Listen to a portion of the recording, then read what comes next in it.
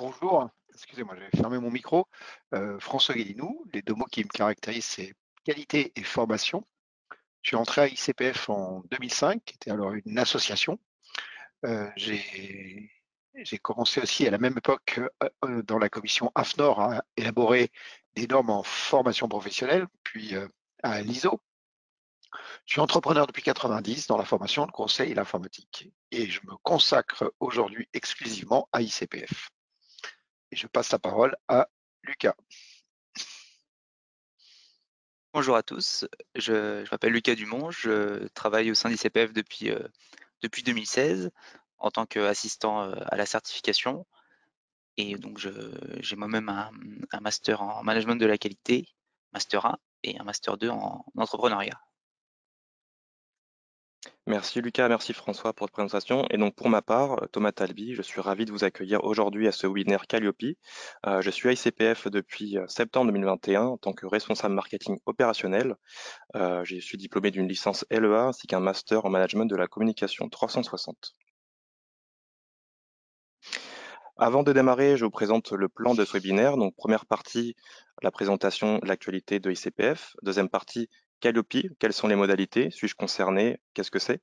Troisième partie, comment obtenir Calliope? Quatrième partie, que se passe-t-il une fois la certification Calliope obtenue? Et enfin, cinquième et dernière partie, la séance de questions-réponses, donc que je vous ai abordé au début, et nous traiterons l'intégralité de vos questions en fonction du temps qui est imparti.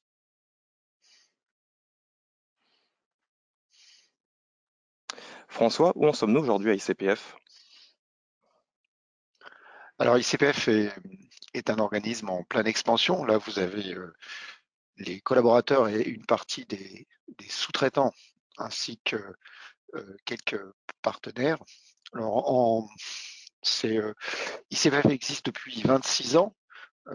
Elle est sous forme de société depuis 2013. La croissance est très forte. Le créneau de la qualité de la formation est très porteur.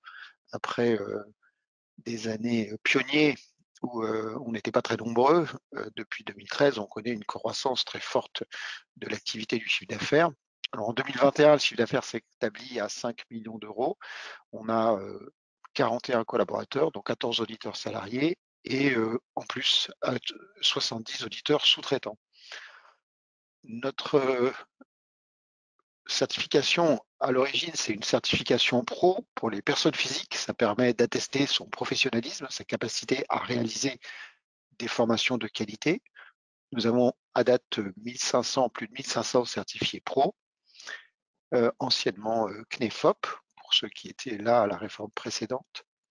Et le NEC plus ultra pour un organisme de certification, c'est d'être accrédité. Donc cette accréditation, nous l'avons depuis 2020 avec l'accréditation pour délivrer Calliope, qui est le sujet de ce jour. À date, nous avons 3531 organismes prestataires d'actions concourant au développement des compétences certifiés et 1115 en cours. On doit être le premier ou le deuxième certificateur Calliope en France. Lucas, quels sont les éléments qui différencient ICPF des autres certificateurs? ICPF dispose de 4 points de différenciation. Le premier, c'est qu'on est focus sur les professionnels de la formation et du conseil, donc on a une offre de certification pour les consultants, formateurs, entrepreneurs, donc pour valoriser leur parcours. On a d'ailleurs un club qui s'appelle Dialogue Business Échange, donc qui est autonome, hein, qui est pas lié directement à ICPF, mais qui regroupe nos certifiés qu'on cherche à développer. Donc si vous êtes certifié, vous pourrez y participer pour augmenter votre réseau et développer votre activité. Le deuxième point de différenciation, c'est notre compétence technique. ICPF est dédiée à la formation depuis sa création et elle contribue à la rédaction de normes. Donc elle fait partie de la commission de normalisation donc depuis plus de 25 ans. Le troisième point de différenciation, c'est notre maillage proximité territoriale. Aujourd'hui, on a un auditeur à moins de 90 minutes de votre localisation, où que vous soyez sur le territoire. Donc on a des auditeurs à Lille, donc à Bordeaux, à Lyon, en Outre-mer, donc pour que vous ayez un auditeur proche de votre territoire. Et enfin, le quatrième point de différenciation, c'est qu'on a une plateforme Noé qui permet d'avoir une démarche 100% digitalisée de votre demande de certification, de planification de votre audit, jusqu'à l'obtention de votre certificat en passant par le maintien. Tout ça donc pour un seul objectif, vous faciliter la vie.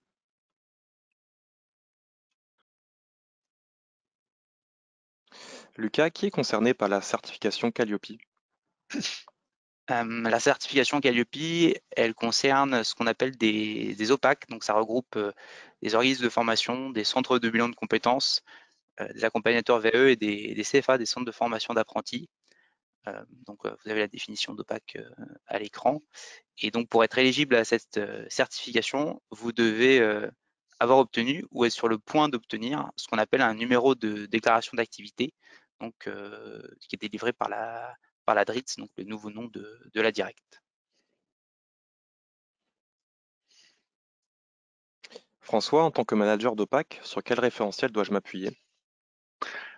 Alors, la première chose que vous avez à faire en tant que manager d'organisme de formation qui veut s'engager dans Calliope, c'est télécharger le guide du référentiel national qualité que vous trouverez sur le site du ministère du Travail. Et c'est ce guide qu'il faut lire et analyser puisqu'il décrit les exigences de, de votre futur service de formation pour que vous obteniez Calliope. Et ensuite, vous avez un autre document qui est un question-réponse qui traite un certain nombre de cas particuliers. Et là, c'est un autre document qui s'appelle le question-réponse. Alors, j'en profite pour répondre à la question de Denis Jaguer. Alors, bonjour, je suis déjà Datadocké. Donc, quelles sont les différences entre Datadock et Calliope en termes de contenu? Alors, Datadock, c'était sur la réforme précédente, donc on n'en parlera pas aujourd'hui puisque c'est terminé. Donc, la différence fondamentale entre Datadock et Calliope, c'est que Datadock, c'était un pré-référencement sur la base d'un principe qui indiquait que si la réglementation en formation professionnelle est respectée, la prestation est de qualité. La différence avec Calliope, c'est qu'on a la réglementation vous avez une obligation dans Calliope de mettre en place un système de veille et d'application de la réglementation, mais on ne va pas, ce qu'on faisait avec Datadock ou ce qu'on faisait avec les certifications CNEFOP, vérifier point par point que vous respectez la réglementation. Donc l'audit ne va pas consister à vérifier que vous respectez la réglementation, mais l'audit va consister en partie à vérifier que vous avez un système qui vous permet de veiller sur les évolutions réglementaires et de les mettre en application, ce qui est différent. Voilà. Autrement, on retrouve dans les grandes lignes les mêmes principes et globalement, si vous êtes, je dirais, référencé Datadock, c'est quasiment la même chose. On rentre moins dans le détail au niveau réglementaire. Donc vous avez par exemple sur Datadock, il faut mettre un exemple du règlement intérieur de votre organisme de formation. Sur Calliope, ce n'est pas forcément nécessaire. On ne va pas vérifier que vous avez ce règlement intérieur en place. Alors la deuxième question, c'est en tant qu'indépendant, je n'ai pas de locaux et réalise toutes mes formations directement dans les locaux de mes clients ou depuis son visio. Qu'est-ce que ça implique dans la démarche Calliope? Alors la démarche Calliope s'applique, on le verra plus tard, mais bon, ça vous permet d'initier un sujet. La démarche Calliope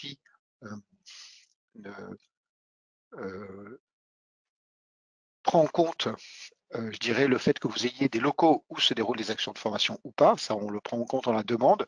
Donc là en l'occurrence, votre organisme n'a pas de locaux où se déroulent les formations, donc il faudra le mentionner au niveau de la demande. Et le seul impact de cette situation fait que vous pourrez demander l'audit ailleurs que dans vos bureaux. C'est-à-dire que l'audit pourra avoir lieu chez nous par exemple ou dans un lieu choisi par les deux parties. C'est la seule implication. Sinon, vous aurez à démontrer que votre service il est de qualité où que se déroule l'action.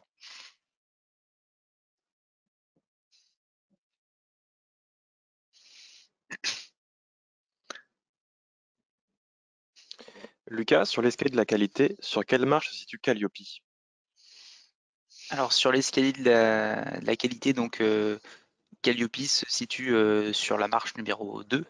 Donc ça veut dire que aujourd'hui, depuis le 1er janvier, si vous souhaitez que vos clients donc puissent demander des financements ou continuer à le demander, eh bien il faut se situer sur cette deuxième marche. Certains d'entre vous peuvent être au début de l'escalier s'ils viennent de créer leur activité, par exemple, donc qui viennent d'obtenir un numéro de déclaration d'activité. Et voilà, depuis donc le 1er janvier, donc il faut monter sur la marche de dessus donc pour avoir la certification en Calliope. Certains vont vouloir monter plus haut dans l'escalier, notamment ceux qui souhaitent rendre leur formation éligible au CPF, donc rendre l'offre de formation certifiante. Donc on a réalisé un webinaire sur ce sujet, donc je vous inviterai à le consulter. Mais pour vous donner les grandes lignes, donc pour rendre ces formations certifiantes, il faut soit être certificateur professionnel, soit avoir un partenariat avec un certificateur professionnel qui vous fait bénéficier donc de sa certification. Donc ça, c'est pour la partie accès au financement public.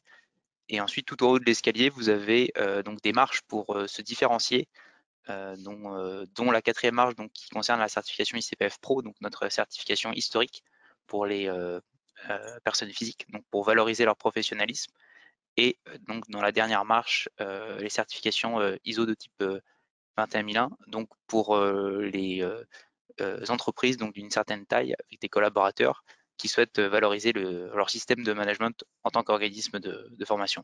Donc ces 2 dernières offres de certification donc, sont des certifications pour se différencier.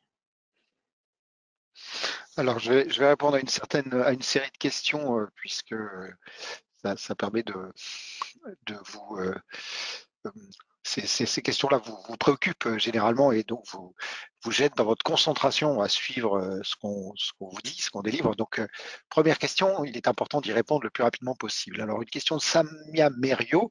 Nous allons déménager courant d'année. Pourrons-nous faire l'audit dans un bâtiment pour puis le conserver dans l'autre? Oui. En fait, on le verra plus tard, mais vous avez plusieurs adresses possibles. Donc, il y a l'adresse de facturation, l'adresse de vos locaux, si vos locaux sont un lieu de formation ou pas, et si vos locaux hébergent du personnel permanent ou pas. Mais par contre, tout changement d'adresse est possible. Alors, il y a l'adresse qui est importante, c'est l'adresse d'enregistrement de votre organisme avec le numéro de déclaration d'activité, puisque le certificat est attaché au numéro de déclaration d'activité. Donc, si par exemple vous changez de région, et ben vous êtes obligé de changer de numéro de déclaration d'activité. Donc là, ça a un impact, mais pour nous, c'est un transfert transparent. Il faut nous faire une demande et on effectue le changement d'adresse sur votre certificat. Question de Christine Aline Nirendold. J'assure mes prestations en e-learning. Comment vous pourrez intervenir? Alors ben là, vous êtes considéré comme un organisme de formation qui n'a pas de lieu de formation. Et comme je le disais précédemment, votre audit se déroulera soit en nos locaux à ICPF, soit dans votre bureau, voilà, soit, je dirais, dans un lieu, enfin, excusez-moi, ça fait 3 soit, mais soit dans un lieu choisi d'un commun accord. Le fait que Calliope est prévu pour les prestations en e-learning, donc c'est une démarche tout à fait standard. Il n'y a pas de particularité. Alors, déjà certifié par le FIFPL, quelles sont les conditions d'obtention de Calliope? Alors, le FIFPL ne certifie pas d'organisme de formation, donc le FIFPL référence. Donc là, vous êtes référencé par le FIFPL, mais depuis le 31 décembre, Calliope est obligatoire pour être financé. Donc là, le FIFPL, qui gère de l'argent public, ne peut plus vous financer. Donc là, il faut avoir Calliope. Alors, je ne lis pas toute votre question, Ingrid Trenel, et alors, attendez, je vais l'afficher pour voir si j'ai bien répondu. Excusez-moi. Alors, quelles sont les conditions d'obtention de Calliope? Ingrid Trenel s'est expliqué dans ce webinaire, donc restez avec nous. Alors, lorsqu'on est en création d'entreprise, comment obtenir une certificat Calliope? Alors, là, vous êtes, il faut vous situer sur l'escalier qui est devant vous. Donc, soit vous êtes à l'engagement. La première marche, c'est d'obtenir le numéro de déclaration d'activité. Donc, c'est une démarche à faire auprès d'une administration qui s'appelle l'ADRETS, qui dépend du ministère de l'économie et du ministère du Travail. Et ensuite, c'est les anciennes directes. Voilà. Et après, il faut avoir Calliope. C'est indispensable pour exécuter une activité de formation de manière pérenne et durable. Donc voilà ce qu'il faut faire. Alors, merci beaucoup. Quels sont les différents profils rattachés à la 4e marche? Alors en fait, la 4e marche, il y a une idée reçue en formation professionnelle, c'est que les petits organismes de formation sont des formateurs indépendants et les gros sont des grandes structures, des grandes entreprises. Et en fait, c'est ni l'un ni l'autre. Les petits organismes de formation sont des organismes qui ont un NDA, éventuellement la certification Calliope, mais il n'y a personne dedans. C'est des structures qui font parfois des chiffres d'affaires de zéro. On le verra plus tard, la majorité des organismes de formation ne font pas de chiffre d'affaires, ou alors qui font des chiffres d'affaires de l'ordre de 4 à 30 000 euros par an. Et en fait, les formateurs indépendants, ceux qui ne font que de la formation, font eux des chiffres d'affaires qui sont significatifs par rapport aux autres, donc de l'ordre de entre 50 000 et 250 000 euros à l'année. Alors là, l'intérêt de la certification pro, parce que Calliope ne rend pas compte de ça, c'est que ça certifie le professionnalisme de la personne. Voyez-vous, en tant que personne physique, ce que vous êtes capable de faire, votre capacité à faire, à animer, à concevoir une action de qualité, voyez, en tant qu'intervenant. Voilà. Et donc, c'est ce certificat-là. Parce que s'il faut bien comprendre, il y a une utilisation de Calliope par des formateurs indépendants comme une sorte de diplôme, c'est impropre, ou alors comme une sorte d'attestation de leurs compétences. Et c'est ni l'un ni l'autre. Calliope atteste la qualité du service de formation que vous avez mis en place, et ça n'atteste pas de la qualité du professionnel, et ça n'atteste pas de la qualité du contenu. Donc là, c'est d'autres certifications, et ICPF Pro, c'est pour la personne.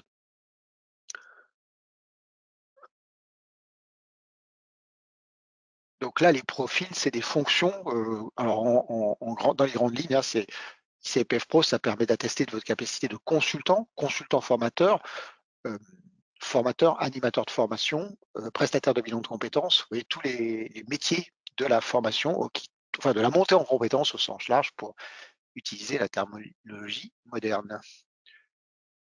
Alors, Calliope peut s'obtenir sans avoir fait une première formation, ou doit-on obligatoirement faire une première formation? C'est une question de Jafar Grench.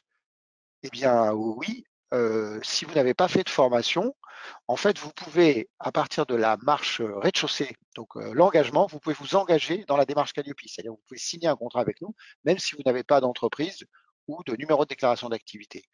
Le numéro de déclaration d'activité sera indispensable à l'émission du certificat. Et si vous n'avez pas fait d'action, vous avez le statut, votre organisme aura le statut de nouvel entrant, et donc vous aurez à démontrer que votre service tel que vous l'avez conçu, il va vous permettre d'effectuer des actions conformes. Mais il n'est point besoin d'avoir des actions de formation pour obtenir la certification Calliope. La condition extérieure réelle, c'est qu'il y en a deux. C'est un, que votre démonstration est conforme au référentiel national de qualité, et deux, que vous ayez le numéro de déclaration d'activité. Alors, Virginie Terraza, concernant ma demande, nous faisons 2 formations par an. Je suppose que cela ne vaut pas la peine de passer une certification vu le coût. Alors, c'est en fait, là, il y a une question, c'est une question d'opportunité, hein, donc c'est à vous de le décider. Alors, par contre, il y a des idées reçues. Un, c'est cher. Ben non, c'est pas cher. C'est moins cher qu'un permis de conduire. C'est professionnel, donc c'est 1 200 € par an, et puis après 500 € par an à peu près pour le maintenir. Donc, une fois que vous l'avez, ça coûte moins cher qu'un abonnement téléphonique portable. Donc, c'est pas très cher par rapport à une certification normale. On a pu faire des certifications sont beaucoup plus chères et beaucoup plus lourdes à maintenir. Là, c'est vraiment le permis de conduire. Donc, en fait, tout dépend de la première marche. C'est-à-dire, voulez-vous vous engager durablement dans la formation ou pas? C'est comme le permis de conduire. Si on veut pas conduire, on va pas passer le permis de conduire. Si on estime que jamais de la vie on aura besoin du permis de conduire, on le passe pas. Voyez, le problème du permis de conduire, c'est que ça prend quand même un certain temps pour l'avoir. Donc, paradoxalement, Calliope, c'est beaucoup plus court. Ça s'obtient en 1 mois ou en 3 mois. Le permis de conduire, je pense qu'aujourd'hui, pour avoir, moi je l'ai passé il y a bien longtemps, mais j'ai dû mettre entre 6 et 9 mois, et aujourd'hui, je pense que c'est le délai pour l'avoir. Vous voyez, c'est quand même assez long. C'est exigeant c'est beaucoup plus exigeant le permis de conduire d'ailleurs que Calliope. Mais si vous voulez pas conduire, c'est pas la peine. Donc là, il y a une question de volonté, d'engagement. Alors ça permet pour beaucoup, parce qu'on n'est jamais très sûr de ce qu'on veut faire, hein, ça permet de tester. Et surtout, ça vous permet d'avoir un dispositif de formation qui est prêt et que vous pouvez activer aujourd'hui. Vous voyez, c'est comme la conduite, ça ouvre quand même des horizons. Donc ça, c'est un premier point, c'est un premier éclairage que je vous donne. Le deuxième éclairage, c'est qu'on a un grand nombre de clients qui aujourd'hui ont Calliope, mais l'utilisent très peu. Pourquoi? Parce qu'en fait, il y a la plupart des activités aujourd'hui ont besoin de formation. Donc, vous éditez des logiciels, vous vendez des, instruments techniques, des imprimantes, vous avez un cabinet d'avocats. Et donc là, il y a des besoins de formation et rien de mieux que pour paraître crédible comme organisme de formation d'avoir Calliope. Ça crédibilise.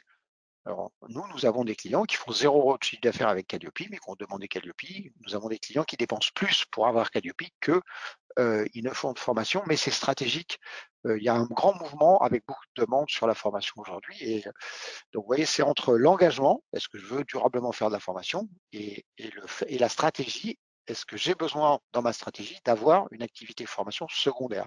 C'est les deux éléments qui peuvent vous amener à décider, nonobstant le coût qui, je le rappelle, est modique et ça vous permet de savoir si vous êtes en capacité de, pour pas très cher finalement par rapport à ce que peut coûter un master, ou vous voyez, faut comparer avec des coûts comparables. Alors, je continue. Samir Mero à l'ENDA, ben, c'est très bien. Marion Roche, en cas d'obtention de la certification, combien de temps est-elle valable? Alors, c'est 3 ans renouvelables, on y reviendra. Et pour les organismes qui ont déjà dispensé des formations, mais sans respecter les critères Calliope, car n'étant pas encore dans la démarche, comment ça se passe? Alors, le jour de l'audit, vous annoncez que vous avez mis en place Calliope à telle date, et donc l'auditeur va en prendre, quand il va auditer éventuellement les actions que vous avez fait avant, vous préviendrez bien que à la date où vous avez réalisé l'action, Calliope n'était pas en place chez vous. Et donc là, à ce moment-là, il en tiendra compte. Nous organisons 2 stages de formation par visio. Est-ce que l'enjeu de la certification est adapté?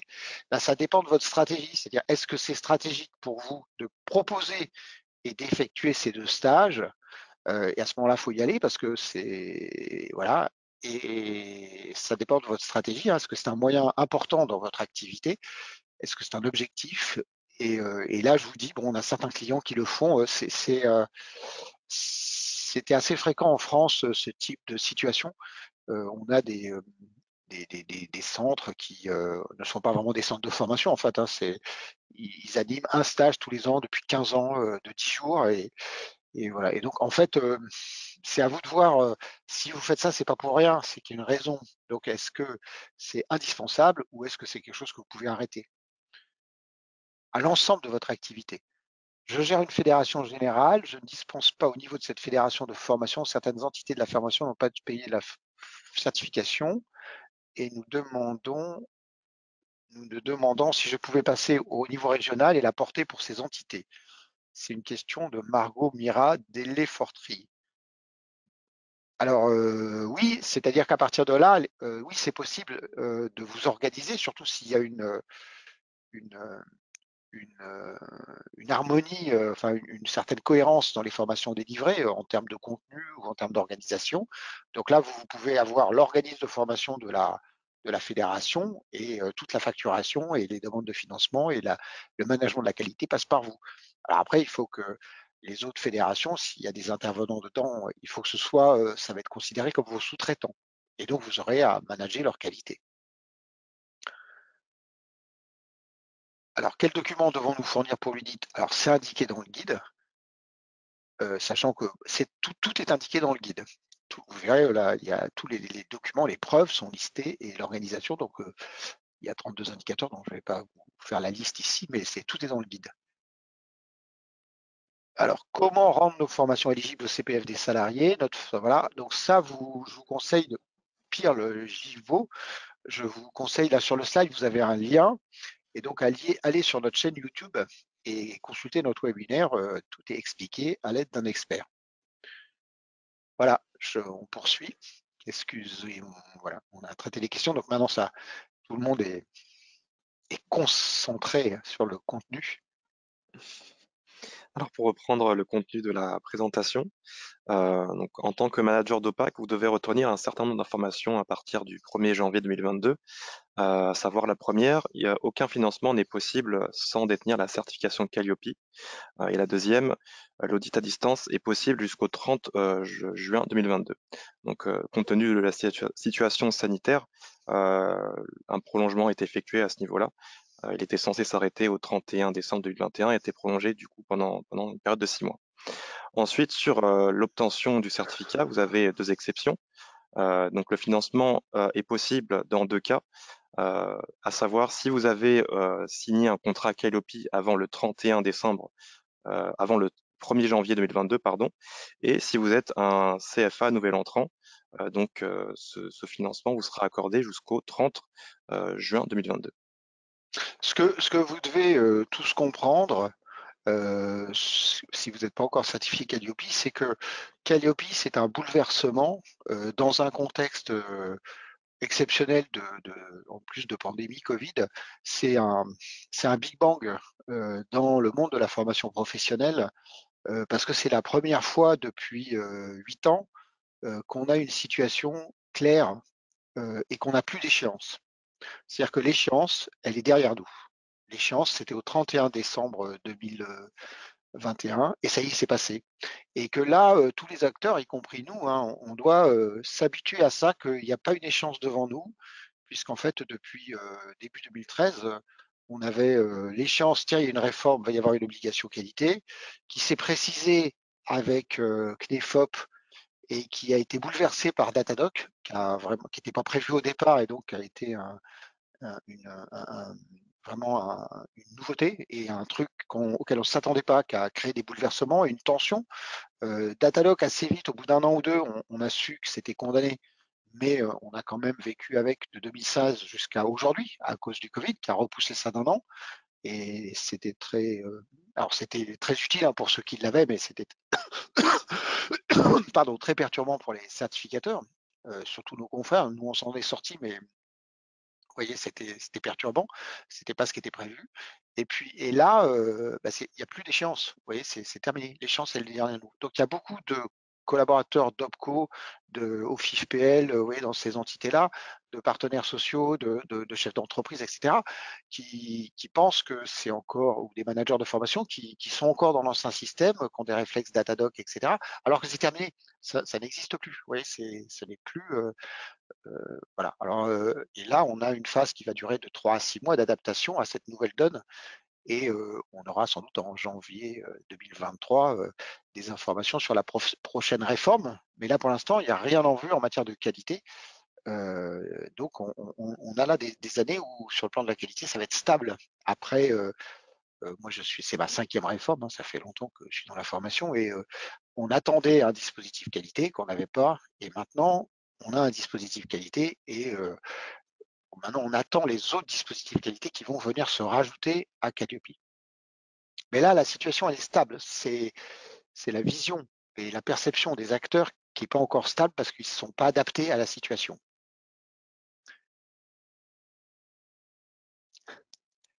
Alors, je traite quelques questions. Alors, j'assure aussi des sous-traitances dans l'accompagnement de bilan de compétences et de VAE dans ce cas. Alors, Christiane, il n'y a pas de question là dans votre question, donc si vous pouvez poser la question, j'y répondrai. L'obtention de la certification est-elle valable pour l'ensemble de l'EF ou seulement pour certaines formations ciblées? Une question de Marion Roche. Alors, c'est le permis de conduire. Vous pouvez conduire n'importe quelle voiture sur n'importe quelle route, partout. Et donc, Calliope n'est pas attaché au contenu. Donc, vous pouvez faire les actions de formation sur les domaines que vous souhaitez.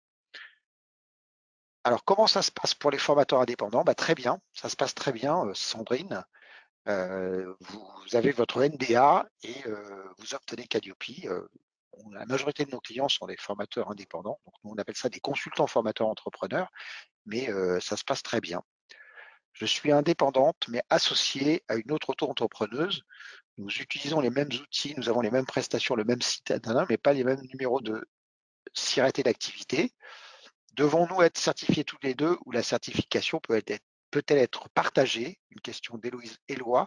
Alors non, on ne peut pas partager la certification. C'est le problème d'ailleurs pour certains consultants formateurs qui ont 2 structures. Ça arrive de temps en temps. Donc, si vous avez plusieurs structures, un NDA, un certificat Calliope.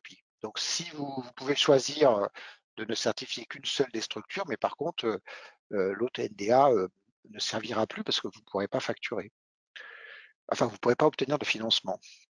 J'ai entendu dire qu'il était possible de se faire financer la certification Calliope. Une question de Sandrine Légas. Eh ben, c'est une croyance. Alors nous, on s'y laisse plus prendre parce que très souvent, Lucas connaît bien, n'est-ce pas Lucas? Oui, je vais avoir un financement. Alors on dit OK, allez-y. Et puis en fait, on attend des mois et non, il n'y a pas de. Alors, enfin, il y a des cas exceptionnels de grandes entreprises qui payent la certification Calliope à leurs consultants formateurs indépendants. On a un cas là où une grande entreprise paye la certification. C'est très compliqué en fait parce que voilà, c'est très compliqué pour nous administrativement parce qu'au départ ils disent oui et puis après ils nous demandent beaucoup de documents. Mais si c'est un financement OPCO ou région ou enfin financement sur les fonds de formation professionnelle, c'est interdit et ce n'est pas de la formation professionnelle et donc c'est impossible. Alors quelquefois ils comprennent pas, donc et même dans les OPCO ils sont pas très clairs, donc il y a des malentendus, mais c'est impossible. Alors, si nous ne faisons pas de formation certifiante, sommes-nous tenus de répondre à l'ensemble des indicateurs? Une question de Jean-Paul Motel. Si nous ne faisons pas de formation. Bah, vous êtes comment dire, à partir du moment où vous pouvez le faire, vous êtes tenu de répondre aux indicateurs génériques, voilà. Et par contre, là, je pense que vous faites allusion à un indicateur qui n'est valable que si vous avez des formations certifiantes. Donc là, ça doit être explicitement marqué sur le guide. Donc si vous déclarez que vous faites une formation certifiante, effectivement, vous devez répondre à ces critères. Si vous déclarez que vous n'en faites pas, vous ne devez pas. Mais là, ça doit être expliqué précisément dans le guide. Je ne sais pas je raccroche pas exactement ce à quoi vous faites référence. Donc, il faudrait dans votre question, si vous voulez qu'on approfondisse, il faudrait que vous me disiez quel indicateur est concerné. Alors, je suis consultante. Alors, question de Christiane. Voilà. Dois-je obligatoirement obtenir la certification Calliope? Alors, si vous assurez des accompagnements de bilan de compétences et de VAE et que c'est vous qui facturez le client, oui, vous devez obligatoirement avoir Calliope, puisque là, c'est 2 dispositifs qui sont la plupart du temps financés. C'est très rare qu'on fasse un bilan de compétences et que c'est l'entreprise ou le salarié qui paye de sa poche. Donc oui, il faut avoir Calliope. Quelle est la durée d'existence Calliope? Avant, il y avait Datadoc et il est remplacé par cette nouvelle certification. Alors, Datadoc n'était pas une certification. Donc oui, Calliope a remplacé Datadoc. Et Calliope, le certificat dure 3 ans. Et donc, donc ça c'est prévu pour durer. Voilà, la certification qualité, généralement, on ne revient pas en arrière. Est-ce que vous pouvez nous accompagner dans la démarche? Alors, au sens où vous l'entendez, non, c'est-à-dire que nous, on est contrôlé par le COFRAC et on ne doit pas on ne doit pas participer à l'élaboration du service, à la conception du service qu'on certifie. C'est-à-dire qu'on ne peut pas vous dire ce qu'il faut faire pour vous mettre en conformité, on peut vous décrire et vous faire comprendre la non-conformité. C'est-à-dire qu'on va vous dire ce qui ne va pas, mais on ne va pas vous dire ce qu'il faut faire. Alors, à partir de là, vous avez des consultants qui peuvent vous aider à concevoir le système qui sera conforme. Alors aujourd'hui, comme vous pouvez tous l'imaginer, il y en a beaucoup sur le marché. Si vous allez sur les réseaux sociaux, vous avez l'impression qu'il y en a des dizaines, voire des centaines. Ça génère beaucoup de vocations, mais il n'y en a pas tant que ça qui sont performants. Donc il faut être assez prudent. Alors nous, ce qu'on fait, c'est qu'on vous forme une liste de personnes qu'on connaît, qu'on recommande, et donc en créant un compte sur Noé, vous allez accéder à cette liste et je vous encourage vivement à ne contacter que des consultants qui sont sur cette liste. Le deuxième élément d'information, le deuxième repère que je peux vous donner, c'est que c'est pas si difficile que ça Calliope et que 80% de nos clients se débrouillent tout seuls et ils le font tout seuls. Voilà. Et que c'est un consultant, c'est comme un avocat, il va vous défendre, mais c'est pas lui qui va passer la certification à votre place. Ça arrive de temps en temps, c'est vraiment c'est compliqué pour nous et c'est pas très pérenne.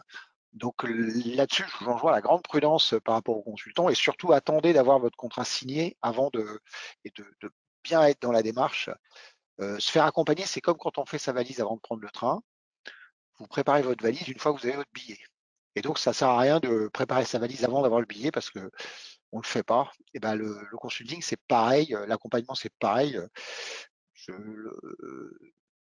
Faites-le une fois que vous avez votre contrat parce que là, vous êtes en train, vous avez un délai, etc. Il faut compter 1 à 3 mois. Et c'est voilà, c'est ce que je peux vous dire. Alors, je forme des agents publics pour ceux lesquels on fournit seulement une attestation de formation, mais aucune certification. Je ne suis pas certification Calliope. Pour info, je suis sous-traitant d'un organisme de formation qui est certifié. Alors là, du coup, j'ai perdu votre question. Alors, beaucoup proposent l'accompagnement.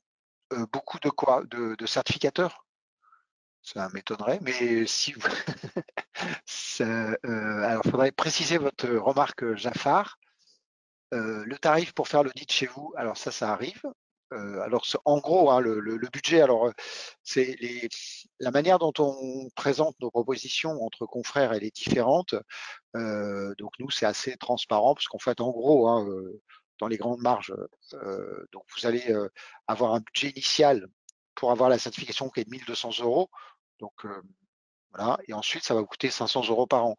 Donc les autres, ils vont facturer l'audit de surveillance après, donc vous ne le voyez pas, donc vous avez l'impression que vous n'avez pas les 500 euros, mais nous on annualise les coûts, alors que nos confrères vont facturer tous les 18 mois. Mais c'est comme les impôts, hein, vous payez le même montant, si ce n'est que il y a la mensualisation des impôts, enfin du temps où c'était mensualisable, et on paye 3 fois par an. Donc, effectivement, on a l'impression quand on paye ses impôts on avait les fameux 3 tiers, donc on avait l'impression qu'en janvier on payait pas d'impôts alors que notre copain mensualisé il en payait et puis au mois de février quand le premier ou mars quand le premier tiers tombait, ben, on avait l'impression de payer beaucoup par rapport à lui et en septembre on se dit oulala avec le solde là on paye une énorme somme alors que celui qui est mensualisé est tranquille et donc nous c'est le même principe si ce n'est que bon, on existe depuis 26 ans et nos clients fidèles qui restent, bon, donc on est passé de 100 à 5000 certifiés. Hein. Nos clients demandent l'annualisation, soit pour des raisons comptables, parce qu'ils veulent avoir une facture tous les ans, soit pour des raisons, je dirais, de lissage des coûts pour pas avoir une grosse somme à payer tous les 18 mois. Et après, à terme, on prévoit de mensualiser pour que ce soit comme un abonnement portable et que ce soit indolore, comme on dit, parce que ça part par petits bouts. Pas des certificateurs, bah oui, ça c'est clair, oui. C'est aucun certificateur. Si un certificateur vous propose de l'accompagnement, il perd son accréditation, tous ses certificats deviennent nuls. Donc non, c'est sûr qu'il ne va pas le faire. Alors oui, par contre, il y a des centaines de consultants sur le marché et beaucoup sont arrivés il y a quelques mois. Voilà. Alors, vous dites que les formations d'un centre Calliope sont éligibles au financement. Pourriez-vous rappeler quel financement s'agit-il? d'OPCO qui existe encore, CIR, etc. Alors en fait, il y a trois grands types de financement public et paritaire, comme on dit en France. Vous avez les financements OPCO, donc c'est à peu près 7 milliards. Vous avez les financements région, c'est de l'ordre aussi de 6-7 milliards.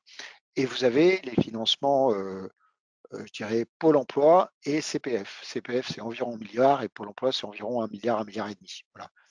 Donc vous avez 4 aujourd'hui grands pôles de référencement, les régions, où bah, maintenant il faut avoir Calliope, les OPCO, où maintenant il faut avoir Calliope, Pôle emploi, où il faut avoir Calliope, et le CPF et DOF, où il faut avoir Calliope. Donc tout ça est en train de se mettre en place.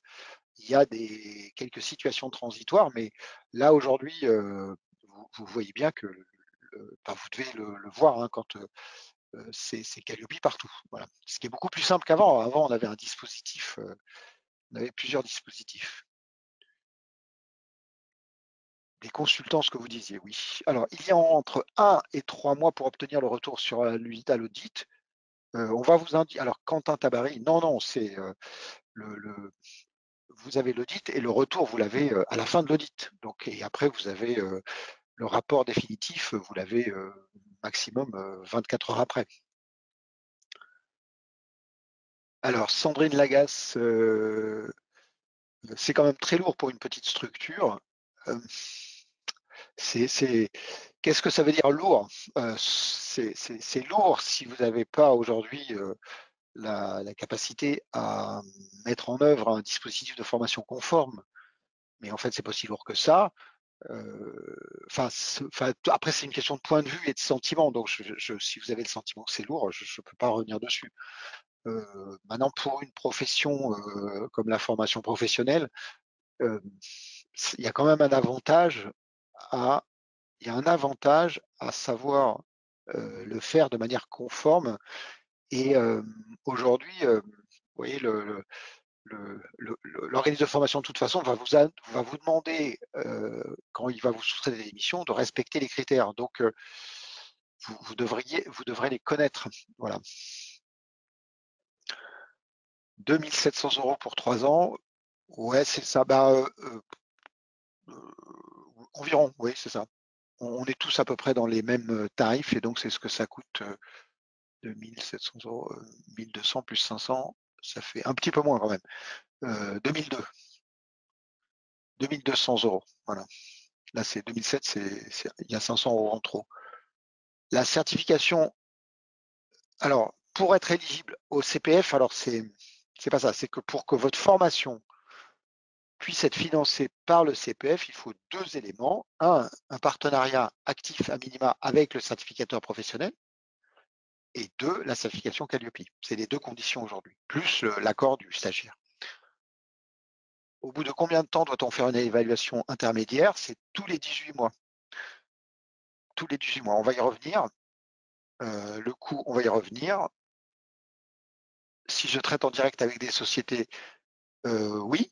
Oui, si vous traitez en direct, oui, vous devez être Calliope. Avons-nous autre chose à faire pour être Calliope auprès des OPCO? Non. En fait, ils vont aller vous chercher à terme, ils vont chercher votre organisme sur la liste nationale des organismes de formation.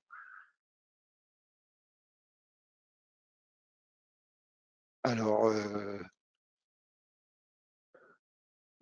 notre site n'est pas affiché sur le site CPF, donc EDOF, pour que les salariés puissent nous choisir comment faire.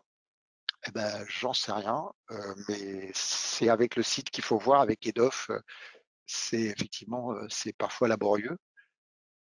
Alors, c'est 1200 €, 2200 € tous les 3 ans. Après, c'est 1500 € tous les 3 ans. Ça, c'est il y a la certification initiale et ensuite, ou alors, c'est 500 € par an. Voilà. Une fois qu'on l'a, c'est 500 € par an. On va y revenir sur les prix. On continue?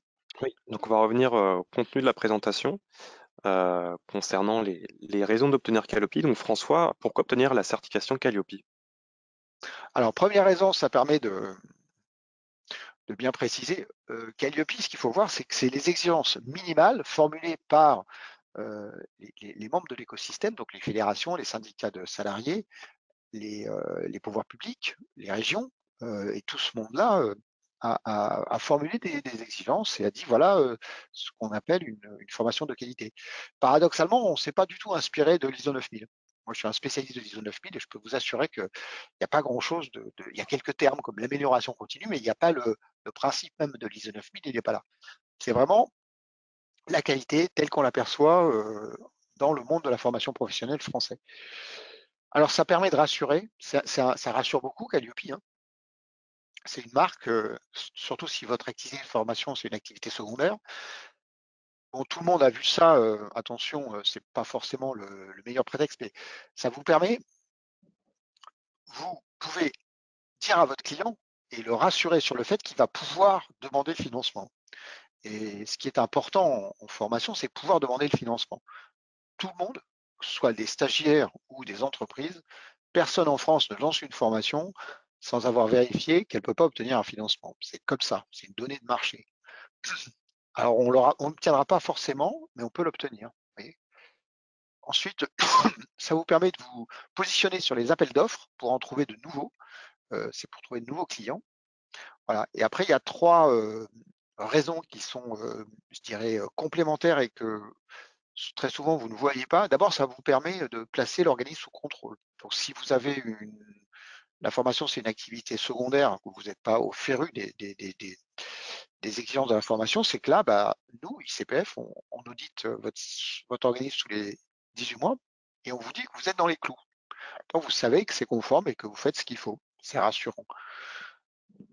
Après, bon, bah, si vous allez chez ICPF, on est un leader du marché, on organise des événements, on vous permet de vous rencontrer avec d'autres professionnels de la formation. Il y a un réseau important, ça c'est ce que Lucas disait tout à l'heure. Et enfin, on se rend compte, on l'a rajouté le septième, on s'est rendu compte que Calliope, c'était un moyen de dynamiser l'équipe, c'était un projet d'entreprise. Et soit ça dynamisait les consultants formateurs tout seuls, soit ça dynamisait les équipes, même ceux qui étaient assez éloignés des réalités de la formation, parce que c'est un challenge, c'est pas très dur à voir, et c'est très motivant et très enrichissant de l'avoir. Voilà, donc en lien avec cette slide, on va vous proposer un sondage concernant la question pour quelles raisons souhaitez-vous obtenir Calliope, qui va s'afficher à votre écran d'ici quelques secondes. Voilà, donc prenez le temps d'y répondre. On laisse environ 1 minute aux participants de cliquer sur leur écran et pour nous partager leurs réponses et on affichera le résultat à la fin de cette minute-là. Alors, si Christiane Aline Nierenberg peut préciser sa question que je ne comprends pas, je pourrais y répondre. Et cela fait, oui, voilà. Et cela fait moins d'un an d'activité, par conséquent, il est assez compliqué de remplir tous les indicateurs. Alors là, en fait, si vous n'avez pas d'activité, pas d'action de formation, vous, vous, il faut mettre en place un service qui garantit que l'action va être conforme quand elle sera faite. Voilà. Être référencé pour ma part. On a noté, monsieur Jafar Grange. Ouais, donc voilà. 80% des participants ont répondu. On va fermer le sondage et vous afficher les réponses.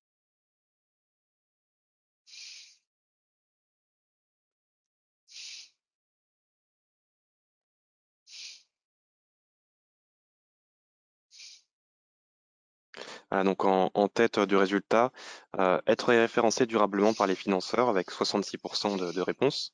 Donc ensuite, en tête à tête, 34% répondent aux appels d'offres et valoriser la qualité de votre service.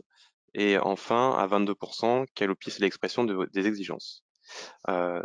Et ensuite, 10% des autres participants ont indiqué autre, donc qui concernent plutôt des réponses qu'on a abordées sur la slide de cette raison d'obtenir Calliope.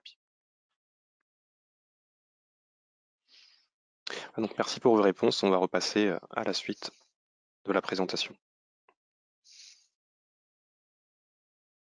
François, quelle est la situation à date? Alors en France, il y a une idée reçue, c'est Calliope va détruire les organismes de formation, les petits notamment. Alors moi, quand j'ai commencé dans la formation, il y avait 50 000 organismes détenteurs de numéro de déclaration d'activité. À chaque réforme, on dit voilà, c'est la fin des petits organismes de formation et en fait, il y en a plus. Il y en a à chaque fois. Donc là, aujourd'hui, on a le 107 000 à date, hein, et mise à jour, 107 600 organismes détenteurs de numéro de déclaration d'activité. Donc c'est un record mondial, hein. En Inde, il y en a 10 000, en Allemagne, il y en a 6 000. Donc là, on a privilégié en France, on donne la possibilité à n'importe quelle entité de faire de l'information et d'obtenir des financements. C'est une stratégie française. Alors, ce qui fait qu'il y a un grand nombre d'entités qui peuvent toucher. Donc ce nombre, quoi que vous pouvez lire sur les réseaux sociaux, ne baisse jamais, il continue d'augmenter. Voilà. Donc on estime qu'il y avait environ Donc c'est la dernière fois qu'on voit ce chiffre d'ailleurs, parce qu'il va disparaître. On estime qu'il y avait environ 46 000, entre 46 et 51 000 organismes inscrits au Datadoc. Alors, ils ne donnaient pas leurs chiffres. Donc il y a un paradoxe déjà, c'est que vous voyez, 50 000, un peu plus de 50 000 n'étaient pas certifiés ou n'étaient pas en position de demander des financements. Donc c'est un mystère de la formation. Voilà. Alors aujourd'hui sur Calliope, au 31 décembre, on a 27 000 certifiés, ce qui n'est pas beaucoup, ramené au nombre sur Datadoc, et un peu moins de 9 000 qui étaient en cours. Donc ça fait 35 000 en tout. Donc au bas mont, on a 11 000 organismes qui étaient Datadoc et qui devraient aller sur Calliope. Et au maximum, on aurait 75 000 entités qui pourraient demander la certification Calliope. Donc vous voyez, il y a encore un grand nombre d'organismes qui vont aller sur Calliope ou qui pourraient y aller. Et c'est là où il y a une réorganisation en cours. Mais force est de constater que comment dire, un grand nombre d'organismes, on s'attendait à un raz-de-marée sur la fin de l'année qu'on n'a pas eu et qu'on attendait aussi avant qu'il y ait le Covid et qu'on n'a pas eu, et qu'en fait on voit que, enfin nous on est très proche de l'activité, on fait quasiment que ça aujourd'hui, on voit que c'est un petit nombre d'organismes tous les jours qui basculent, et c'est un petit filet. C'est pas tout le monde arrive d'un coup, vous voyez, c'est tous les jours on a des engagements, euh, et ça se déclenche petit à petit. Voilà, il n'y a pas de, on imaginait que tous les organismes arriveraient d'un coup, et en fait non, c'est pas d'un coup.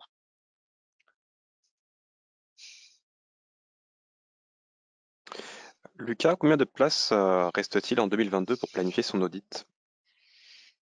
Aujourd'hui, on peut vous proposer n'importe quelle place d'audit. Donc, toutes les places que vous souhaitez, donc jusqu'à bah, la fin de l'année 2022, voire même l'année prochaine pour ceux qui le souhaitent. Donc, vous pouvez choisir les dates que vous souhaitez. C'est l'avantage de notre plateforme, c'est que vous pouvez planifier l'audit comme réserver votre place dans un Wigo, donc à la date que vous souhaitez. Voilà, donc en lien avec ce retour de Lucas, je vous propose un second sondage donc sur la date de planification de votre audit souhaité. Voilà, vous avez encore 1 minute pour y répondre.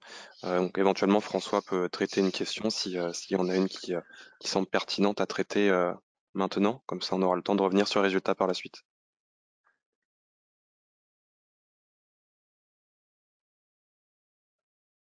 Alors la question est mal tournée dans notre sondage. Pour la plupart, c'est surtout pour vendre nos formations qui seront remboursées aux clients. Alors, je ne me rappelle plus de la question. Alors ensuite, je ne facture pas directement avec les stagiaires, je suis en sous-traitance. Dois-je obligatoirement obtenir la certification? Alors non, si vous êtes en sous-traitance, vous n'avez pas besoin d'obtenir Calliope. Voilà, c'est votre donneur d'ordre qui est responsable du respect des indicateurs Calliope. Donc c'est lui qui doit avoir la certification. Donc, la minute est écoulée, on va revenir sur les résultats du sondage donc, que je vous partage maintenant.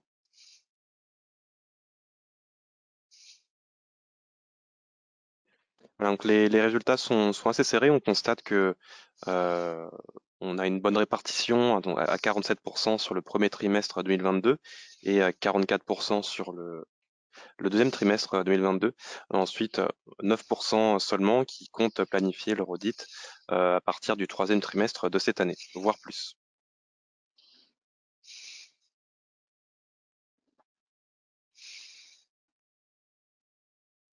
Alors, nous allons maintenant passer à la troisième partie de ce webinaire, comment obtenir Calliope. Donc François, je te laisse présenter les différentes étapes jusqu'à l'obtention de la certification. Alors on a l'important, c'est de bien se situer, de savoir où vous en êtes. Donc, soit vous menez ou vous voulez mener l'activité de formation, vous n'avez pas encore le projet d'avoir Calliope. Vous êtes en réflexion, ou pas d'ailleurs, vous vous sentez concerné ou pas. C'est important. Beaucoup se demandent s'ils sont concernés par Calliope. Vous voyez, il y a des questions qui ont été posées et vous vous demandez si vous êtes concerné par Calliope. Donc là, l'indicateur qu'on peut vous donner, c'est que à terme, euh, la situation de sous-traitant n'est pas viable.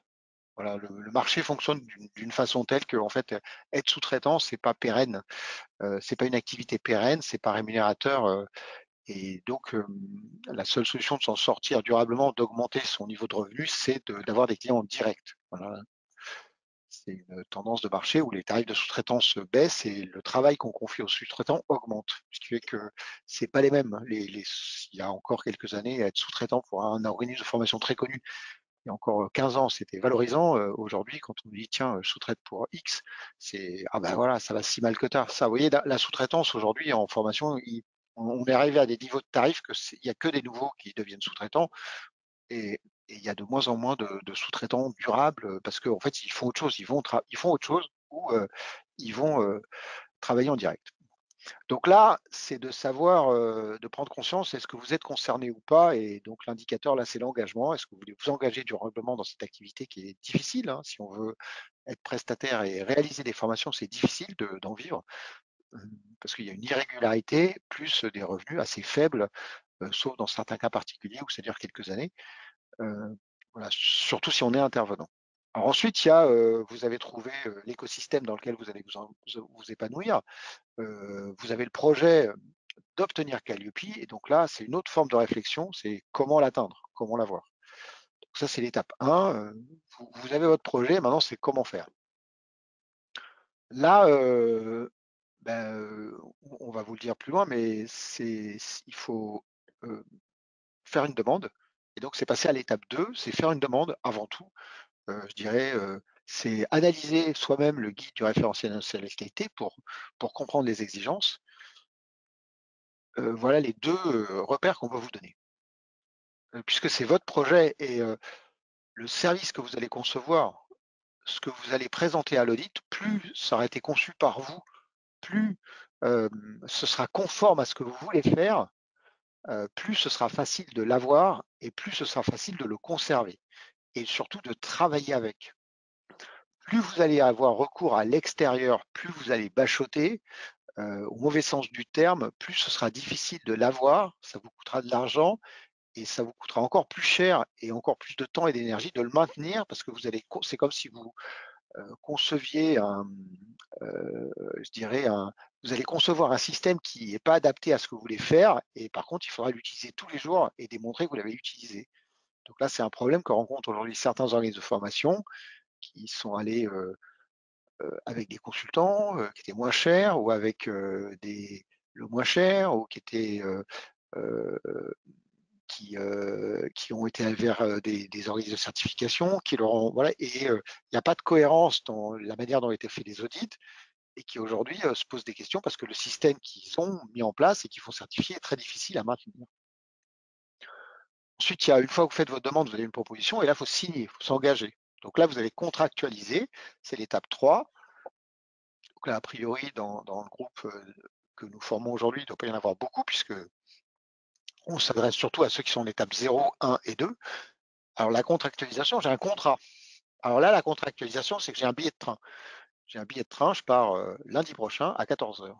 Donc là, je vais faire ma valise et je vais me poser des questions comme la préparation. Vous voyez, et c'est à ce moment-là qu'il faut se poser la question de la préparation, de l'accompagnement. C'est une fois qu'on sait quand est-ce qu'a lieu l'audit et on se prépare complètement différemment quand on sait qu'on va partir que quand on sait qu'on doit prendre le billet. Donc là, cette phase de préparation, on va y revenir, qui repose sur la maîtrise d'un contenu qui est dans le guide du référentiel national qualité et la conception d'une description d'un service que vous devez mettre en œuvre tous les jours, qui est votre outil de travail. Voilà, après, il y a l'audit.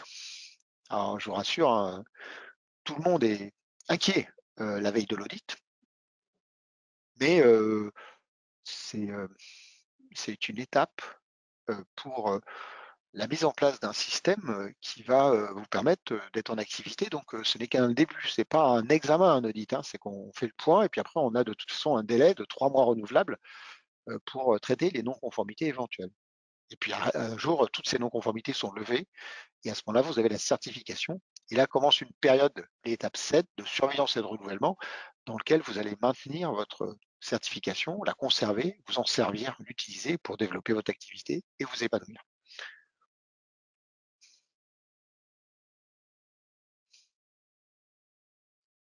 Lucas, quels sont les 5 repères et les 4 gestes succès à retenir?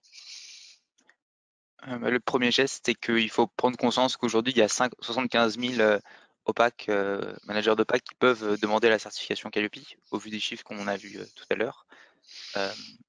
Le deuxième, c'est que pour la majorité d'entre vous, le budget de la première année va être de 1 200 € hors taxe, donc pour une journée d'audit, une journée de 7 heures. Ensuite, troisième repère, l'audit initial, il peut se faire soit en présentiel, soit à distance. Si vous souhaitez le faire à distance par visioconférence, il faudra le planifier avant le 30 juin de cette année. Quatrième repère, ICPF est à votre disposition donc pour réussir cette obtention de certification. Et surtout, le cinquième repère, c'est l'étape de préparation. Il faut savoir qu'elle peut se faire seule. Nous, 83% de personnes qu'on a interrogées qui sont certifiées chez CPF l'ont fait sans se faire accompagner, ou bien donc en se faisant accompagner en effet par idéalement donc un de nos organismes apparentés. Donc pour l'essentiel, c'est d'obtenir une triple maîtrise. Donc c'est prendre connaissance des fondamentaux de Calliope, avoir la démonstration que vous êtes conforme à ce qui est montré et que vous fournissez des preuves qui sont constatables, et vous connaître, donc vous renseigner sur la situation de l'audit.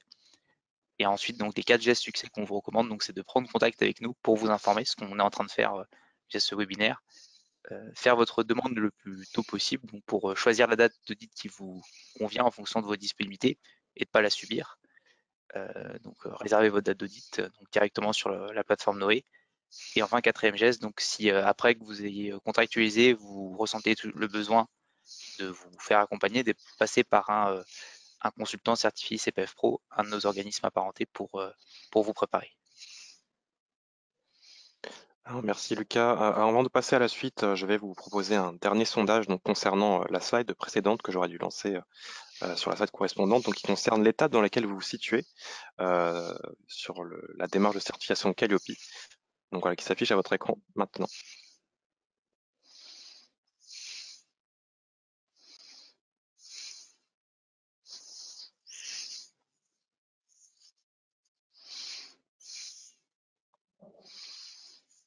Alors nous avons une question de Samia Merio, qu'on pourra traiter en attendant. Alors, je loue mes formateurs à d'autres centres. J'ai besoin de Calliope. François.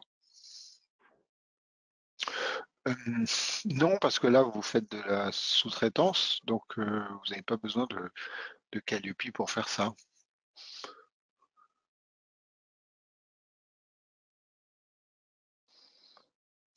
Alors, encore quelques secondes avant que je ferme les résultats de ce sondage pour les afficher.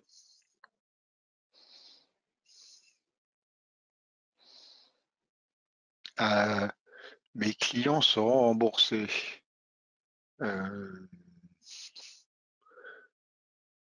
Alors, je ne fais pas le lien. Est-ce que c'est Samia, si c'est un lien avec la question précédente, non, si vous n'êtes pas Calliope, vos clients ne pourront pas demander le financement de vos formations. Je ne me souviens plus des étapes. Souvenez, plus des étapes. Oui. Alors, Je loue mes formateurs à d'autres centres. Oui, mais donc là, c'est mais les centres travaillent pour leurs clients à eux. Ils ne travaillent pas pour vos clients. Donc si vous avez Calliope, vos clients peuvent demander le financement. Ah bah oui, si c'est vous qui facturez aux clients, c'est-à-dire que votre formateur il va dans un autre centre, mais c'est vous qui facturez au client final, oui, à ce moment-là, vous avez besoin de Calliope. En fait, associer Calliope à la demande de financement, c'est celui qui obtient le financement, c'est celui qui est Calliope. Le coût est-il le même si je propose plusieurs sujets de formation? Oui. Ingrid, le le coût de la certification dépend de facteurs qu'on va voir plus loin, le chiffre d'affaires, le type de certification demandée, mais ne dépend pas des thèmes de formation ou de la taille du catalogue. Quelles sont les irrégularités que vous constatez le plus souvent lors de l'audit? Je dirais irrégularité, c'est pas le terme, c'est plutôt les non-conformités. Je dirais celles qui reviennent le plus souvent, c'est sur la communication. Voilà, sachant que c'est quelque chose qui est souvent assez spécifique, donc sur la communication. Donc l'indicateur 1. Et après, je dirais, on a souvent des problèmes de compréhension de certains indicateurs et d'adaptation de l'exigence à l'activité du centre.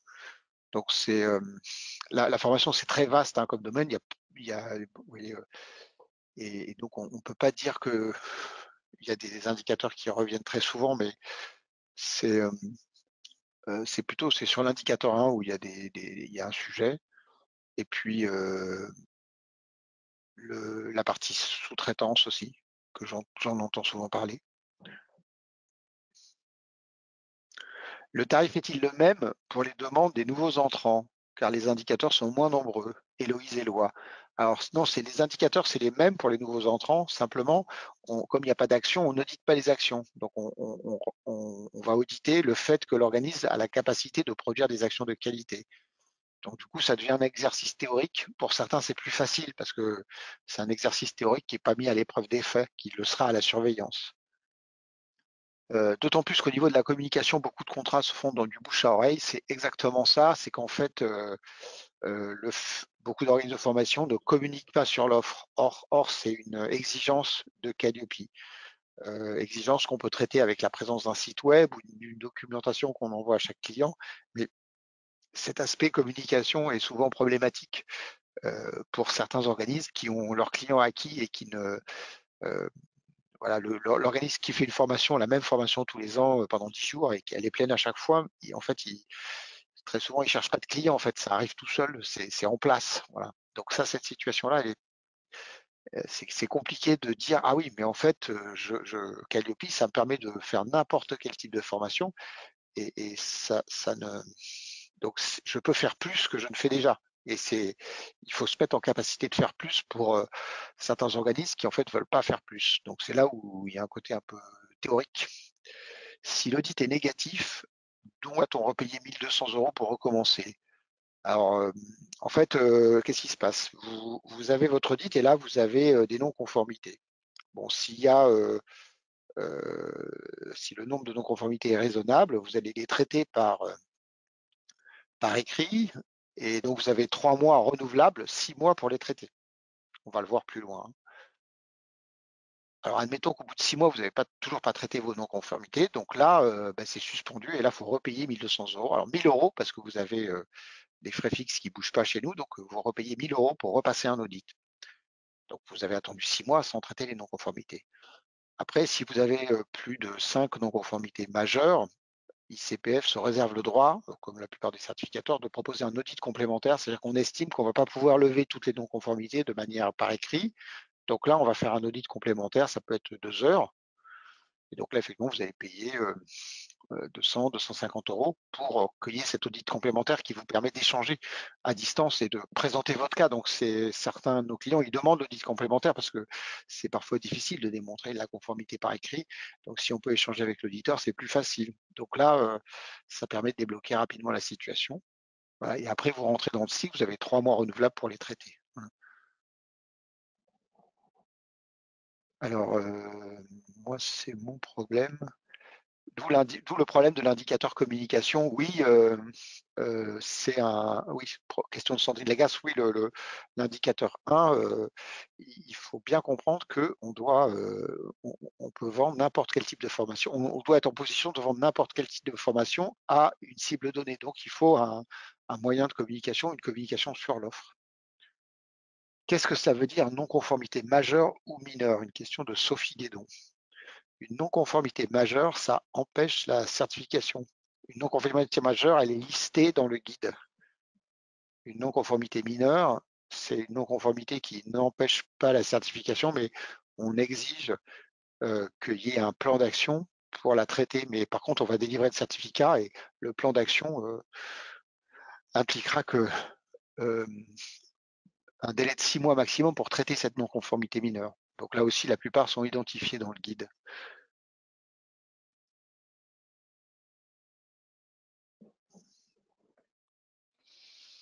On poursuit. Oui, donc on va repasser au contenu. En l'occurrence, la demande. Donc, comment effectuer une demande? Donc, Lucas, comment obtenir une proposition? Pour obtenir une proposition, il faut savoir qu'on a besoin d'avoir des informations sur votre activité pour justement calculer la durée et le budget de l'audit. Et donc, on a mis en place donc un formulaire à compléter sur notre site internet. Donc, la première étape, ça va être de créer un compte donc sur notre plateforme qui s'appelle Noé. Vous avez l'adresse URL. Et avant de compléter ce formulaire, il faudrait vous munir de votre bilan pédagogique et financier, le dernier que vous avez, donc en l'occurrence celui de 2020, ou bien d'un récépissé de numéro de déclaration d'activité pour ceux qui ont moins d'un an, ou bien une preuve que vous êtes en cours d'obtention de la certification Calliope pour les organismes qui sont en train d'obtenir ce numéro de déclaration d'activité qui sont en train de se créer. Donc voilà, comme n'importe quel site internet, vous créez votre compte, donc avec votre nom, prénom, une adresse email valide et un numéro de téléphone. Et une fois que vous avez créé votre compte, vous allez arriver sur ce qu'on appelle un tableau de bord, une page d'accueil, voilà, comme ceci, et vous allez pouvoir cliquer sur le bouton obtenir une proposition.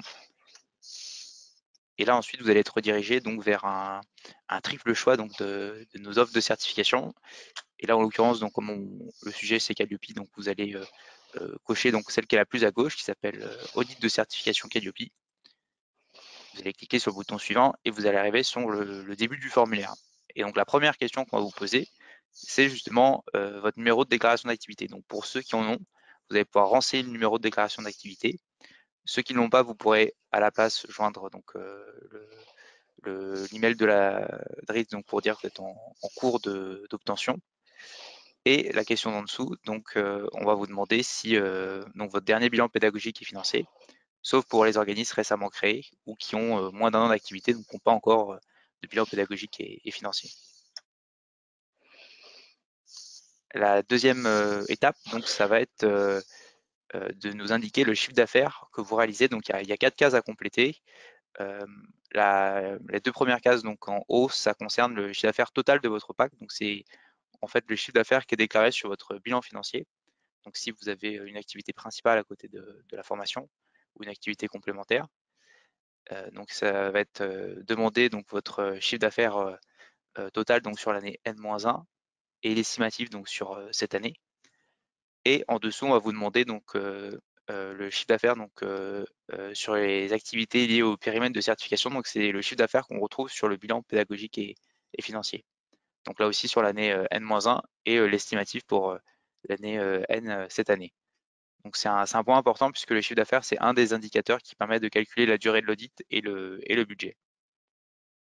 Une fois que vous l'avez complété, on va vous poser des questions sur la situation de votre organisme.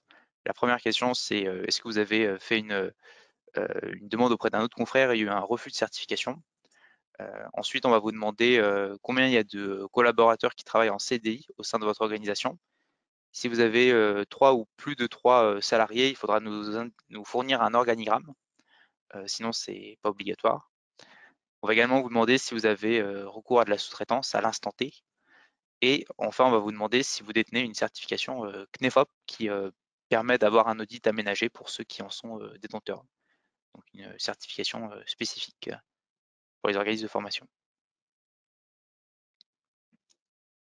Un autre élément important, ça concerne, François l'a évoqué tout à l'heure, les adresses. Donc on va vous demander de lister les adresses où vous avez donc au moins une personne qui travaille et qui est en charge de la partie formation, où il y a des actions qui ont lieu avec du personnel permanent. Pour la majorité d'entre vous, il n'y aura qu'une seule adresse pour les formateurs indépendants, les consultants formateurs entrepreneurs. c'est votre bureau ou votre domicile si vous travaillez depuis votre domicile. Et donc, ce sera la seule adresse à renseigner. Mais si vous êtes une structure avec, imaginons un siège à Lyon ou une agence à Bordeaux avec 2 formateurs, une autre agence à Lille, donc il faudra les renseigner pour que donc ça puisse, que ces adresses postales puissent bénéficier de la certification Qualiopi. Euh, en aucun cas, ne renseignez surtout pas donc des locaux que vous louez où vous réalisez des actions de formation. Si vous êtes un formateur indépendant et que vous avez votre siège qui est à votre domicile et que vous louez un bureau ou une salle pour faire des actions de formation, donc c'est pas à renseigner dans cette partie-là. Il y a un numéro de TVA également qui est à renseigner si vous en détenez un, sinon c'est facultatif. L'étape suivante, donc on va vous demander sur quel périmètre vous souhaitez obtenir la certification. Pour la majorité d'entre vous, donc qui faites que de la formation, ce sera que la première case à cocher. Et on va ensuite vous demander si vous souhaitez réaliser l'audit à distance ou en présentiel. Donc là, vous pouvez choisir jusqu'au 30 juin. Vous avez le choix de le faire à distance ou en présentiel. On arrive ensuite bientôt à la fin du formulaire où vous allez pouvoir choisir parmi nos 2 options. Donc la première, c'est le pré-audit, donc un audit à blanc pour vous entraîner. Et la seconde option, donc c'est propre à ICPF, qu'on appelle élaboration. C'est le fait d'avoir une trame digitalisée qui vous indique tous les livrables, tous les documents qui sont attendus pour chacun des indicateurs et qui vous permet de les stocker directement en ligne pour avoir un seul support et vous éviter d'avoir le guide de lecture de 40 pages à côté de vous puisque tout est déjà dématérialisé sur la plateforme. Donc voilà, vous pouvez choisir de prendre ou non ces options dans cette partie-là. Et enfin, donc, on va vous demander vos disponibilités. Donc, vous avez un calendrier, vous pouvez indiquer entre quelle date et quelle date vous êtes disponible, entre le 15 mars et le 25 mars, etc. Et en dessous, donc, les coordonnées de la personne que vous souhaitez voir apparaître sur la proposition. Donc, si vous êtes indépendant, ce sera vos coordonnées. Si vous êtes un collaborateur ou que vous allez demander à un de vos collaborateurs de le faire pour vous, eh bien, il pourra s'inscrire en son nom et mettre vos coordonnées dans cette partie-là pour que la proposition soit à votre nom. Et pour terminer, donc vous allez devoir donc signer ce formulaire pour autoriser à ce qu'on puisse le réceptionner et confirmer que les données que vous avez renseignées sont bien conformes à la réalité de votre situation. Et une fois que vous avez signé et coché les 2 cases à droite, vous aurez un bouton en bas « Soumettre votre demande » où on pourra la recevoir et revenir vers vous avec une proposition d'audit personnalisée. Merci Lucas pour cette présentation. Donc François, quels sont les éléments à maîtriser pour comprendre la proposition? Alors le premier point qui est essentiel, hein, c'est la durée d'audit. Le calcul de la durée d'audit, dans la majorité des cas, c'est une journée, donc c'est facile. À partir du moment où il y a des sites, des catégories d'actions, là ça change et alors nous, la formule, le calcul est effectué par Noé, puisque dans la formule, on a une racine carrée. Et donc, beaucoup de nos confrères se trompent parce qu'en fait, c'est pas fréquent aujourd'hui de manipuler une formule avec une racine carrée dedans. Et donc, on a souvent des erreurs si vous comparez les propositions sur les durées d'audit. Alors, sachez que nous, s'il y a une erreur, c'est le système qui calcule, donc c'est les données d'entrée, c'est-à-dire que vous n'avez pas rentré le nombre de sites exact ou les catégories d'actions que vous voulez. Donc ça, durée d'audit. Alors le multisite, il doit y avoir, il y a cette notion de fonction centrale, donc c'est là où vous travaillez. Sinon, un site, c'est des actions avec du personnel permanent. C'est-à-dire que s'il n'y a pas de personnel permanent, c'est pas un site. Voilà. Et on va ensuite étudier une partie des sites, et c'est là où la racine carrée intervient. Alors sur le pré-audit, je vous le conseille vivement si c'est la première fois que vous passez un audit qualité. Ça permet de sentir. Alors vous pouvez le passer avec le consultant si vous en avez un. C'est pas la même posture. C'est-à-dire que le consultant va faire le rôle, va vous aider à va écouter votre démonstration et il va éventuellement vous dire ce qu'il faut faire. Nous, l'auditeur, si vous prenez le pré-audit chez nous, c'est une répétition générale, mais en conditions réelles, c'est-à-dire que notre auditeur ne sortira pas de sa posture, il ne vous dira pas ce qu'il faut faire. L'élaboration du dossier en ligne, alors pour ceux qui étaient Datadoc, bah, c'est la même chose, c'est-à-dire que vous avez, alors c'est un peu mieux parce que Datadoc, il n'y a pas de feuille Excel, mais vous rentrez des informations dans des cases et vous conservez la démonstration. Du coup, dans 18 mois, quand vous aurez eu votre certificat et que vous allez passer la surveillance, là, vous reprenez la démonstration et vous la mettez à jour et vous la refaites et vous l'emmenez partout avec vous. Et au moment où commence l'audit, l'auditeur y a accès. Excusez-moi. Alors là, c'est une exclusivité ICPF aussi, c'est-à-dire que nous, on a une prestation qui est incluse dans le tarif de service de questions-réponses où tout est tracé et donc on peut répondre à vos questions, notamment sur si vous avez besoin qu'on vous explicite un critère Calliope. Voilà. Et enfin, vous avez la redevance, donc c'est ce montant de redevance, vous savez, c'est ce que va vous coûter la certification tant que vous la conserverez.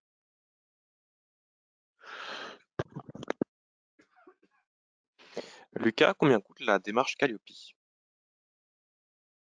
Alors c'est un point qui vous intéresse, on l'a vu dans les questions tout à l'heure, donc c'est le budget. Donc la première année, donc pour la majorité d'entre vous, ce sera 1 200 € hors taxe. C'est composé de l'audit initial, donc qui commence à partir de 495 €, et des frais techniques, donc c'est des frais fixes pour tous les organismes de formation, qui s'élèvent à 195 €. C'est ce qui finance le service client et l'envoi des documents qu'on vous délivre une fois certifiés. Et à cela s'ajoutent des options, donc le pré-audit qui commence à partir de 282 € pour 2 heures, et l'option élaboration, donc la trame qu'on évoquait tout à l'heure, qui a un préfixe de 89 €. Pour ceux d'entre vous qui souhaitent que l'audit ait lieu en présentiel dans vos locaux, donc il y aura des frais de déplacement qui commencent à partir de 30 € et qui peuvent varier en fonction de votre localisation. Et une fois que la certification est obtenue, donc il y a une somme que vous payez chaque année qu'on appelle la redevance annuelle, qui finance la surveillance et le renouvellement de votre certification et qui commence à partir de 498 € hors taxe. François, une fois l'audit planifié, comment intervient ICPF lors de la préparation? Alors, le responsable du planning vous appelle pour vous communiquer 10 gestes succès pour réussir l'audit et valider que tout est en ordre pour passer l'audit. On sait que c'est une étape stressante. De ce fait, on met en place cet accompagnement. Là, pour le coup, c'est un accompagnement, c'est-à-dire qu'on vous prévient et on vous dit, voilà, ce n'est pas vous qui passez l'audit, c'est votre organisme. Ne demandez pas ce qu'il faut faire à l'auditeur. Et on donne un certain nombre de conseils qui vous permet d'être dans les meilleures dispositions le jour de l'audit.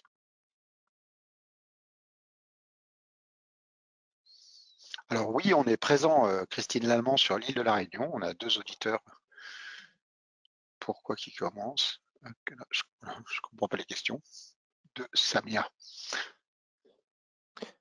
Je pense que la question c'était pourquoi le prix de la redevance commençait à partir de 498 € hors taxe.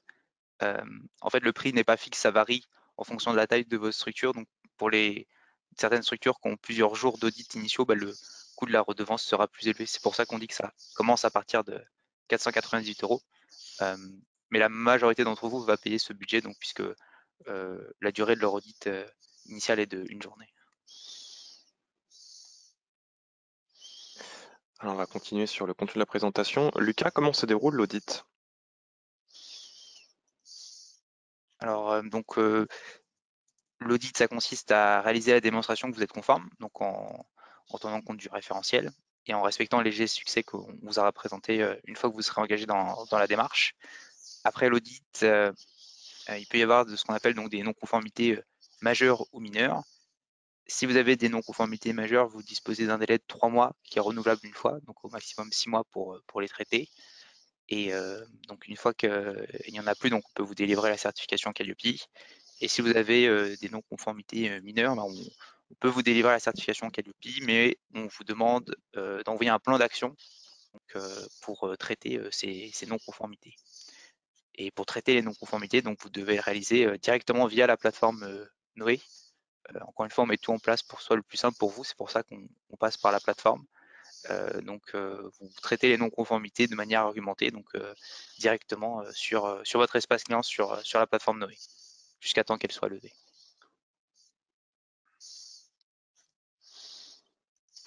Alors, François, une fois certifié Calliope, quelles sont les étapes à venir?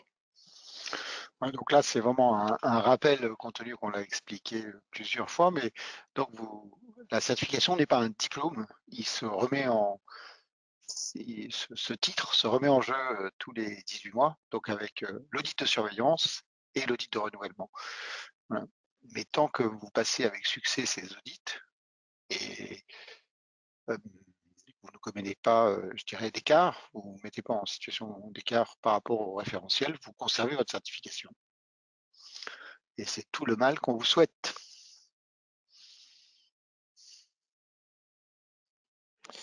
Lucas, quels sont les éléments essentiels à retenir?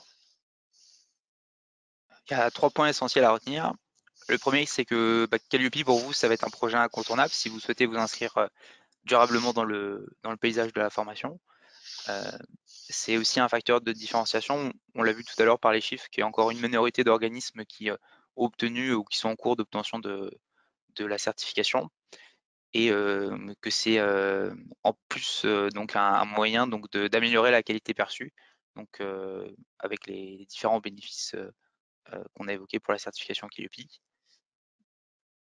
Deuxième point essentiel, c'est que pour vos clients, ça permet à ce qu'ils puissent continuer à faire des demandes de financement ou le demander s'ils ne le faisaient pas jusque-là.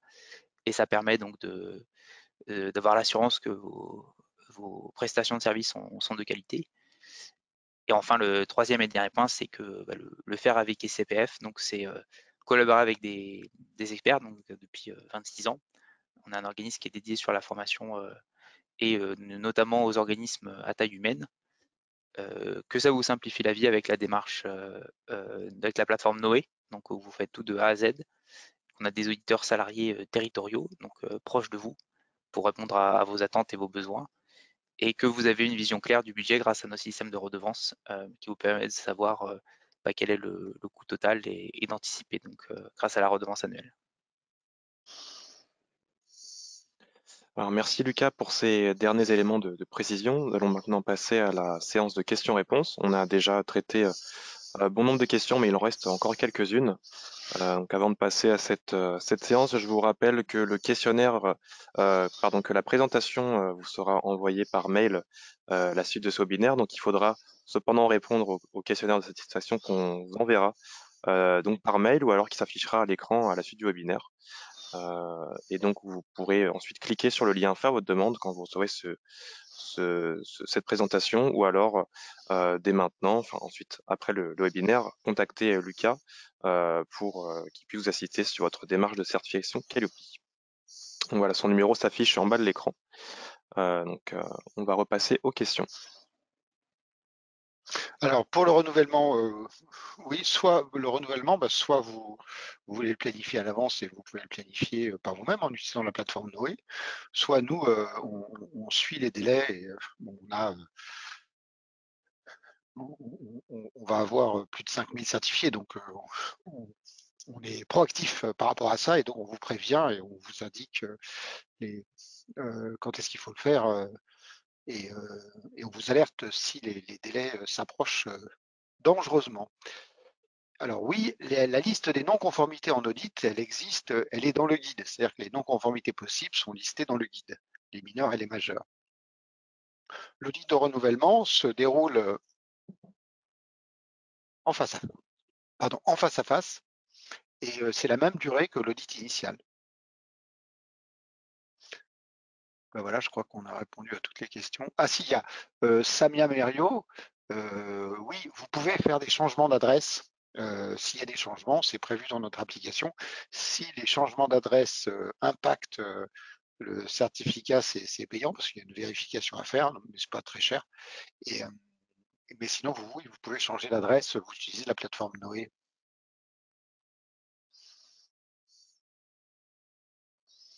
Ouais, donc il me semble en effet qu'on a répondu à l'ensemble des questions. Je ne vois pas de questions qui n'ont pas été traitées. Le changement d'adresse aujourd'hui, c'est de l'ordre de Samia, c'est de l'ordre de 150 euros. C'est une modification mineure du certificat. Voilà. C'est en fait, faut que vous nous, parce que vous allez, c'est un changement d'adresse qui impacte le NDA, donc vous changez l'adresse auprès de la directe et ensuite vous nous envoyez le récépissé et nous on fait le changement d'adresse. Voilà, puisqu'il doit y avoir ça doit être les mêmes adresses.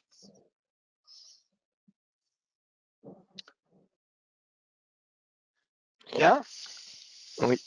Alors pour rappel, donc vous recevrez le questionnaire qui s'affichera à votre écran à la suite du webinaire, donc dans quelques instants. Merci de nous y répondre pour qu'on puisse ensuite vous communiquer le support de présentation ainsi que le lien pour accéder au replay du webinaire. Donc ce contenu restera accessible en replay. Merci à vous, spectateurs, et merci à toi, Lucas et François, pour votre participation. Très bonne journée à tous. Au revoir. Merci à tous. Au revoir. Merci, bonne journée, à bientôt.